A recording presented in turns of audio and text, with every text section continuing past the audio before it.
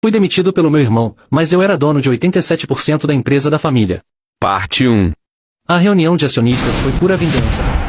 Você está demitido. Eu sou Eric Valgin, 35 anos, e fui demitido pelo meu próprio irmão da empresa que construí do zero. Antes de contar como isso levou à reunião de acionistas mais satisfatória da minha vida, deixem-me saber de onde vocês estão assistindo nos comentários abaixo. Começou, como essas coisas frequentemente começam, num escritório que parecia menos um espaço de trabalho e mais uma instalação de arte moderna projetada para intimidar pessoas. O próprio ar parecia diferente lá no 40º andar, filtrado, estéril e silencioso exceto pelo zumbido baixo e quase imperceptível de tecnologia cara. Meu irmão, Ryan, estava sentado atrás de uma mesa que parecia ter sido esculpida de uma geleira. Era uma laje ridícula e reluzente de pedra branca e cromo polido. Um móvel que custou mais que o sequenciador de DNA de alta capacidade que desesperadamente precisávamos 2 anos atrás, mas nos disseram que não era uma despesa justificável. Atrás dele, através de uma parede de vidro pristino que parecia apagar a fronteira entre o escritório e o céu, a cidade se estendia como uma vasta placa de circuito indiferente. Ele havia curado toda a cena com cuidado meticuloso. A arte abstrata e vagamente perturbadora nas paredes, a única planta bizarramente torcida no canto que parecia estar em constante dor, até mesmo como sua gravata de seda combinava perfeitamente com o tom específico de azul no novo logo sem sentido da empresa. Ele performava polidez como se fosse um papel para o qual nascerá, um TED Talk que havia ensaiado até a perfeição. Eric, começou, juntando seus dedos perfeitamente cuidados. Sua voz era suave, ressonante, o tipo de voz que poderia vender areia no deserto. E isso é difícil. Sei que é difícil. Para nós dois. Apenas observei. Mantive minhas mãos descansando nos joelhos, minha postura relaxada. Não disse uma palavra. Havia estado antecipando esse monólogo por meses. Era o movimento final e previsível num jogo que eu conhecia muito melhor que ele. O conselho e eu sentimos que a empresa precisa evoluir, se mover numa direção mais voltada para a marca, continuou, as palavras corporativas caindo de seus lábios como pedras perfeitamente polidas. Você é brilhante, Eric. Todo mundo sabe disso. Um gênio técnico. Mas o mercado mudou.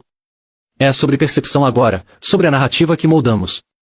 E francamente, fez uma pausa, adotando uma expressão de profunda simpatia falsa, você não é suficientemente voltado para a marca. Não suficientemente voltado para a marca. A frase ecoou na minha cabeça. Pensei nas noites que passei dormindo numa cama dobrável no laboratório, tentando debugar um pedaço de código que depois cortaria os tempos de diagnóstico pela metade. Pensei na sujeira sob minhas unhas depois de instalar nossa primeira unidade móvel numa cidade empoeirada no meio do nada. Havia derramado toda a minha vida adulta, meu suor, meu intelecto, minha própria alma, nas entranhas desta empresa. Havia construído a tecnologia que estava salvando vidas reais. E agora, eu não era suficientemente voltado para a marca para meu irmão. O homem que uma vez perguntou se poderíamos colocar nosso novo logo nos jalecos para uma melhor pegada de mídia social. Ele deslizou uma pasta pesada encadernada em couro pela extensão polida e branca de sua mesa. Este é seu pacote de rescisão. Como verá, é muito generoso. E o acordo de confidencialidade padrão. Abri a pasta. Dentro havia uma pilha grossa de papéis e uma caneta. Era uma caneta tinteiro pesada e ostentosa, o tipo que um homem compra para assinar coisas que pensa serem importantes. Peguei-a, senti seu peso absurdo na minha mão, e destampei.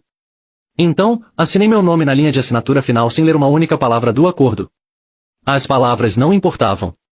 Apenas a assinatura importava. Tampei a caneta, o clique ecoando na sala silenciosa. Deslizei-a de volta pela mesa para ele.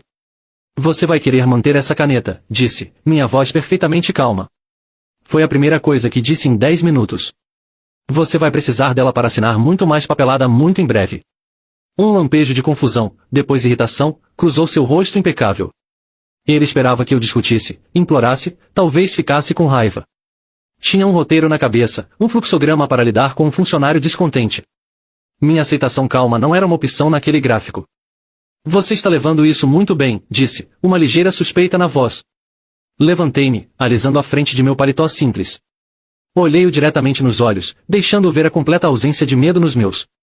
Algumas coisas são simplesmente inevitáveis, Ryan. Virei-me e saí de sua gaiola de vidro, deixando-o sentado lá, segurando uma caneta cujo verdadeiro propósito ele não podia possivelmente compreender. Ele pensou que havia acabado de vencer, que finalmente havia excisado o último remanescente da velha guarda da empresa. Pensou que havia acabado de me apagar do império que estava construindo. Ele não sabia que ao me demitir, havia acabado de armar uma bomba e iniciado a contagem regressiva. Havia acabado de acionar o protocolo final, o porão dos sonhos. Para entender por que eu estava tão calmo, você tem que entender Marcos Solomon.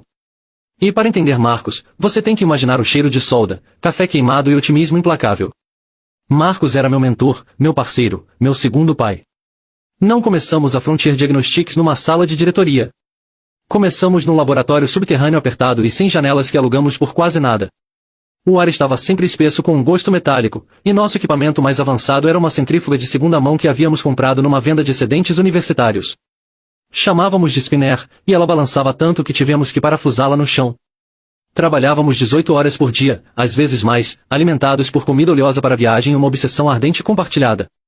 Tornar os diagnósticos médicos mais inteligentes, rápidos e baratos. Tirar tecnologia que salva vidas das torres de marfim dos hospitais urbanos e colocá-la nos cantos lamacentos e esquecidos do país onde as pessoas estavam realmente morrendo.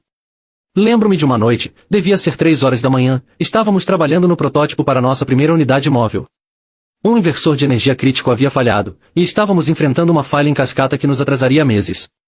Estava exausto, frustrado, pronto para desistir e ir para casa. Não está bom, Marcos, disse, me encostando numa bancada de trabalho. O circuito está fritado. Não temos um sobressalente, e não podemos comprar um novo por semanas. Marcos, que era 30 anos mais velho que eu, apenas limpou suas mãos engorduradas num pano e olhou para a placa queimada. Ele não viu uma falha, viu um quebra-cabeça. Tudo bem, disse, seus olhos brilhando. Então, a porta da frente está trancada, vamos encontrar uma janela, ou construiremos uma nova porta? Pelas próximas 4 horas, ele sentou comigo, me ensinando como contornar o circuito fritado e construir um novo regulador de energia mais eficiente a partir de peças recuperadas. Quando o sistema finalmente piscou para a vida, banhando o laboratório escuro numa luz verde, ele não comemorou. Apenas sorriu, um sorriso profundo e satisfeito. Viu, Eric, disse, dando um tapinha pesado no... Curta, comente, siga e compartilhe o perfil para a próxima parte.